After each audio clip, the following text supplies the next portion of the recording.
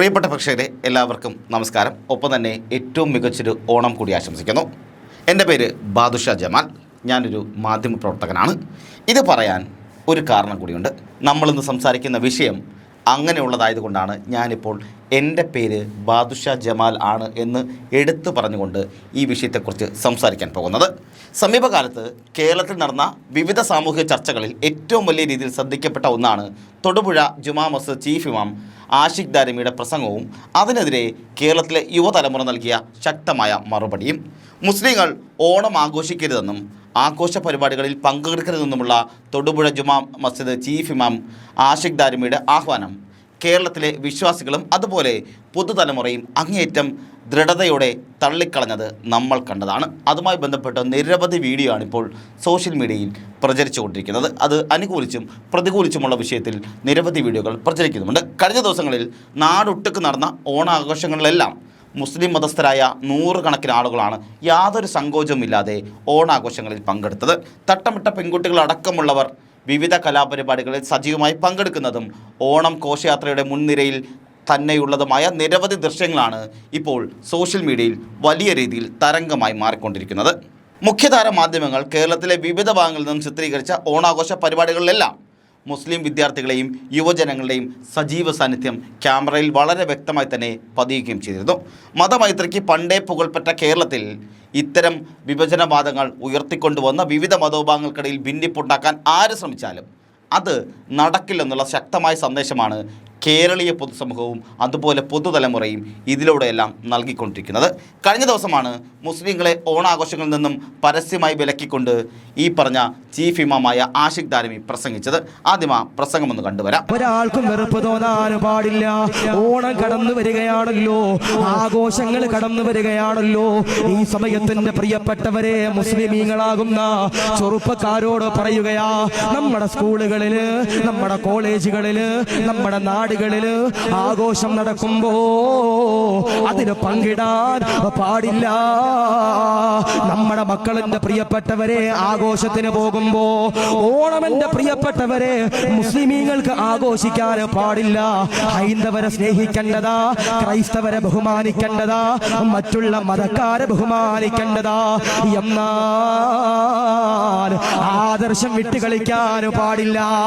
ആദർശം എന്റെ പ്രിയപ്പെട്ടവരെ വിട്ടുകളിക്കാൻ പാടില്ലോ. നിന്റെ മക്കളുണ്ടല്ലോ, ആഘോഷങ്ങൾക്ക് എന്റെ പ്രിയപ്പെട്ടവരെ തെരുവിലേക്ക് കടന്നു പോകുമ്പോ നമ്മളുണ്ടല്ലോ, നമ്മുടെ മക്കളെ എന്റെ പ്രിയപ്പെട്ടവരെ തടഞ്ഞു നിർത്തേണ്ടതാണ്. ഓണം കടന്നു വരികയാണല്ലോ, ആഘോഷങ്ങൾ കടന്നു വരികയാണല്ലോ. ഈ സമയത്ത് എൻ്റെ പ്രിയപ്പെട്ടവരെ മുസ്ലിങ്ങളാകുന്ന ചെറുപ്പക്കാരോട് പറയുകയാണ്, നമ്മൾ സ്കൂളുകളിൽ, നമ്മുടെ കോളേജുകളിൽ, നമ്മുടെ നാടുകളിൽ ആഘോഷം നടക്കുമ്പോൾ അതിൽ പങ്കെടുക്കാൻ പാടില്ല എന്നായിരുന്നു അദ്ദേഹത്തിൻ്റെ വളരെ വിവാദമായ ആ പരാമർശമെന്നത്.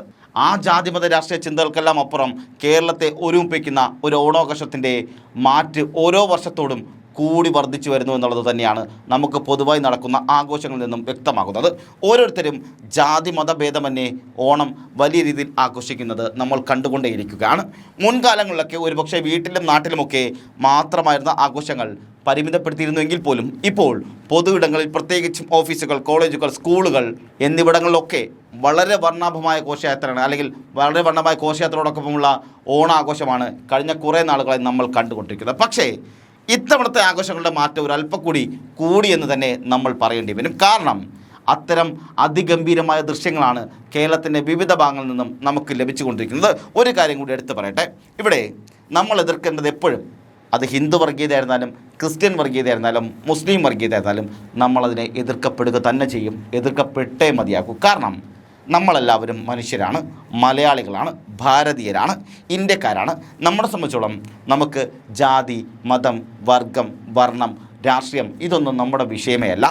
നമ്മുടെ കൂടെയുള്ളവർ നമ്മുടെ സുഹൃത്തുക്കളും നമ്മുടെ സഹപാഠികളും നമ്മുടെ കൂടെ ജോലി ചെയ്യുന്നവരുമാണ്. അതുകൊണ്ട് തന്നെ നമ്മളെല്ലാവരും തുല്യരാണ് എന്നുള്ള ബോധ്യം ഇപ്പോഴത്തെ ജൻസിക്കടക്കമുള്ള എല്ലാവർക്കും ഉണ്ടാകുന്നുണ്ട്.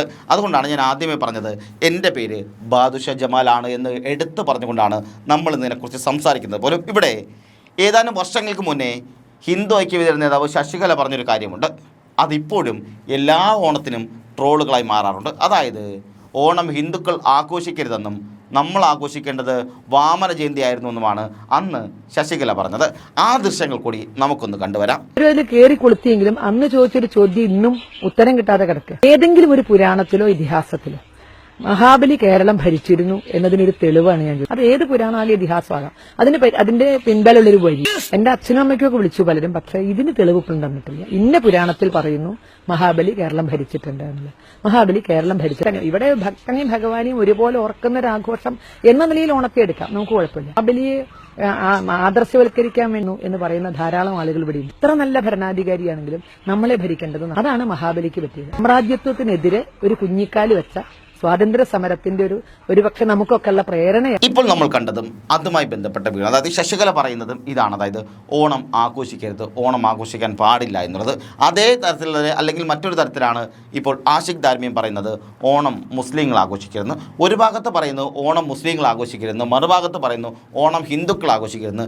ചില പള്ളിയിലച്ചന്മാർ വന്നിരുന്ന്, ചില ഫാദർമാർ വന്നിരുന്ന് പറയുന്നു ക്രിസ്ത്യാനികൾ ഓണം ആഘോഷിക്കാനേ പാടില്ല എന്നുള്ളത്. അങ്ങനെ മുക്കിന് മതത്തിൻ്റെ പേരിൽ, സമുദായത്തിൻ്റെ പേരിൽ ഓണം ആഘോഷിക്കാൻ പാടില്ല എന്ന് പറഞ്ഞുകൊണ്ട് ഇവർ ഇങ്ങനെ ഓരോരുത്തരും വർഗീയത കുത്തിത്തിരിപ്പുണ്ടാക്കാൻ നിൽക്കുമ്പോൾ, പ്രത്യേകിച്ച് കലാലയങ്ങൾ കേന്ദ്രീകരിച്ച് സ്കൂളുകളും കോളേജുകളും ഒക്കെ കേന്ദ്രീകരിച്ച് വളരെ ഗംഭീരമായി തന്നെ ആഘോഷ പരിപാടികൾ നടത്തിക്കൊണ്ടിരിക്കുന്നുണ്ട്. ഇത്തവണ അത് ഗംഭീരമായി നടക്കുകയും ചെയ്തിട്ടുണ്ട്. ഇതിൽ യാതൊരുവിധ ജാതി മത വ്യത്യാസവും ഇല്ല എന്ന് തന്നെ എല്ലാ കുട്ടികളും ഒത്തൊരുമിച്ച് പങ്കെടുത്തു എന്നുള്ളതാണ് ഇത്തവണത്തെ ആഘോഷങ്ങളെ എപ്പോഴും നമുക്ക് ശ്രദ്ധേയമാക്കുന്നത്. പ്രത്യേകിച്ച് ന്യൂനപക്ഷ മേഖലകളിൽ മലബാറിലെ പലയിടങ്ങളിലുമൊക്കെ ഇത്തവണ വലിയ തോതിലുള്ള അല്ലെങ്കിൽ മുമ്പൊന്നും പ്രകടമാവാത്ത തരത്തിലുള്ള ആവേശകരമായ ആഘോഷങ്ങൾ നടന്നു എന്ന് തന്നെയാണ് സമൂഹ മാധ്യമങ്ങളിൽ വഴി പ്രചരിക്കുന്ന നിരവധി ദൃശ്യങ്ങൾ നമ്മളെ വ്യക്തമായി കാണിക്കുന്നത്.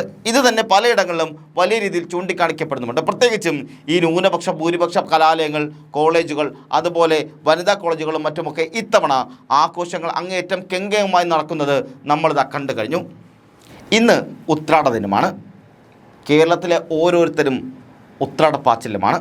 അതുകൊണ്ട് തന്നെ നമ്മളെല്ലാവർക്കും ഇത് പറയേണ്ടത് കൂടിയുണ്ട്. ഒപ്പം നമ്മളോട് എടുത്തു പറയേണ്ട ഒരു പ്രധാനപ്പെട്ട കാര്യം എന്നുള്ളത് ഈ തട്ടമിട്ട മുസ്ലിം പെൺകുട്ടികളൊക്കെ പരസ്യമായി നൃത്തം ചവിട്ടുന്നതും മറ്റും കലാപരിപാടികൾ സജീവമായി പങ്കെടുക്കുന്നതും ഓണം ഘോഷയാത്രകളുടെ മറ്റും പ്രധാന ഭാഗമാകുന്ന കാഴ്ചകളും കഴിഞ്ഞ കുറച്ച് ദിവസങ്ങളായി സമൂഹ മാധ്യമങ്ങളിൽ വലിയ തോതിൽ ചർച്ച ചെയ്യപ്പെടുകയും ആഘോഷിക്കപ്പെടുകയും ചെയ്യുന്ന ഒരു സാഹചര്യം നമ്മൾ കണ്ടുകൊണ്ടിരിക്കുകയാണ്. ഇന്ന് ഉത്രാട ദിനത്തിൽ പോലും കേരളത്തിൽ അങ്ങോളം ഇങ്ങോളമുള്ള പല സ്ഥലങ്ങളും ഓണം വലിയ തരത്തിൽ ആഘോഷിക്കുന്ന കാഴ്ചകളും നമ്മൾ കണ്ടുകൊണ്ടിരിക്കുക. അത് വലിയ സന്തോഷം തോന്നുന്നുണ്ട്. കാരണം നമ്മളെ സംബന്ധിച്ചോളം നമ്മളെല്ലാം മലയാളികളാണ്. എല്ലാ മലയാളികളും ആഘോഷിക്കുന്നതാണ് ഓണം എന്ന് കൂടി പറയേണ്ടിയിരിക്കുന്നു. അതുകൊണ്ട് തന്നെ അവിടെ ജാതിക്കോ മതത്തിനോ വർഗത്തിനോ വർണ്ണത്തിനോ ഒന്നും യാതൊരു പ്രസക്തിയുമില്ല എന്നുള്ളത് നമ്മൾ മനസ്സിലാക്കണം. എന്തായാലും ഇതിനെതിരെ രംഗത്ത് വന്ന വളരെ ചെറിയ വിഭാഗം ആളുകളെയും നമ്മൾ സമൂഹ മാധ്യമങ്ങളിൽ കഴിഞ്ഞ കുറച്ച് ദിവസങ്ങളായി കാണുകയുണ്ടായി. അതായത് അതിപ്പോൾ ഹിന്ദു, ക്രിസ്ത്യൻ, മുസ്ലിം വിഭാഗത്തിലെ 3 സമുദായത്തിലെയും ആൾക്കാർ ഓണത്തിനെതിരെ രംഗത്ത് വരുന്നത് നമ്മൾ കാണുന്നതാണ്. ഒപ്പം തൊടുപുഴയിലെ ചീഫ് ഇമാമായ ആഷിഖ് ദാരിമിയുടെ പ്രസംഗവും വലിയ തോതിൽ ചർച്ച ചെയ്യുകയും ചെയ്തിട്ടുണ്ട്. ഇത്തരം പ്രശ്നങ്ങൾ കൊണ്ടൊന്നും, അതായത് എല്ലാ മതങ്ങളെയും ബഹുമാനിക്കണം, പക്ഷേ അവരുടെ ആചാരങ്ങളിൽ പങ്കെടുക്കരുത്, അല്ലെങ്കിൽ മുസ്ലിം ആരാധനയോട് ചേർന്ന് നിൽക്കുന്ന ആഘോഷങ്ങൾ മാത്രമേ പങ്കെടുക്കാവൂ എന്നൊക്കെ പരസ്യമായി വാദിച്ചാലും അതിനെ പൂർണ്ണമായി തള്ളിക്കളയുന്ന രീതിയാണ് യുവതലമുറ എല്ലായിടത്തും ഓണാഘോഷങ്ങളിൽ വളരെ ആവേശത്തോടെ പങ്കെടുക്കുകയും ചെയ്തിരിക്കുന്നത്. അവിടെ ഞാൻ നേരത്തെ പറഞ്ഞ പോലെ പള്ളിയിലച്ചൻ പറയുന്നു, ഈ ശശികല പറയുന്നു, അതുപോലെ ആഷിഖ് ദാരിമി പറയുന്നു, ഇവരൊക്കെ അവർ പറഞ്ഞുകൊണ്ടിരിക്കും. നമ്മൾ എപ്പോഴും വർഗീയതയ്ക്കെതിരെ തന്നെയാണ്. അതിന് ന്യൂനപക്ഷ വർഗീയതയായിരുന്നാലും ഭൂരിപക്ഷ വർഗീയതയായിരുന്നാലും ക്രിസ്ത്യൻ വർഗീയതയായിരുന്നാലും മുസ്ലിം വർഗീയതയായിരുന്നാലും ഇനി ഹിന്ദു വർഗീയതയായിരുന്നാലും നമ്മളത് അന്വേഷിക്കാനും പോകല്ല, നമുക്കത് മൈൻഡ് ചെയ്യാൻ താല്പര്യമില്ല. വർഗീയത പറഞ്ഞവർ, കുത്തിത്തിരിപ്പുണ്ടാക്കുന്നവർ അതുണ്ടാക്കിക്കൊണ്ടിരിക്കും. അത് കേട്ട് കുറേ പേർ അതിൻ്റെ പിറകെ പോവുകയും ചെയ്യും. എന്നാൽ നമ്മൾ മലയാളികൾ എപ്പോഴും ഒരുമിച്ച് നിൽക്കുന്നവരാണ്.